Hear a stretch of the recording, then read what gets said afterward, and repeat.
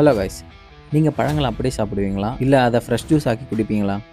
இதில் எது ஹெல்த்தின்னு தெரியுமா? 100% ஃப்ரெஷ் ஜூஸில் தேவையான வைட்டமின்ஸ் இருக்கலாம். ஆனால் அந்த பழத்தை நம்ம ஜூஸ் ஆக்கும்போது அதில் இருக்கக்கூடிய ஃபைபர் கண்டென்ட்ஸ்லாம் அளவில் குறைஞ்சிரும். ஃபைபர் இல்லாததால் ஜூஸில் இருக்கக்கூடிய நேச்சுரல் சுகர் நம்மளோட உடம்புல சீக்கிரமாக மிக்ஸ் ஆக ஆரம்பிச்சிடும்.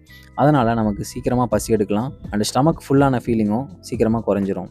இதுவே நம்ம பழத்தை முழுசாக சாப்பிடும்போது தேவையான ஃபைபர் கண்டென்ட் நமக்கு கிடைக்கும். டைஜஷனும் மெதுவாக கரெக்டாக நடக்கும். ரொம்ப நேரம் நமக்கு ஸ்டமக் ஃபுல்லாக இருக்க ஃபீலும் அப்படியே இருக்கும். இதனால் நம்ம அடிக்கடி சாப்பிடணும் அப்படிங்கிற எண்ணமும் குறையும். அப்படின்னு ஃப்ரெஷ் ஜூஸ் குடிக்கவே கூடாதா அப்படின்னு கேட்டிங்கன்னா அப்படி கிடையாது.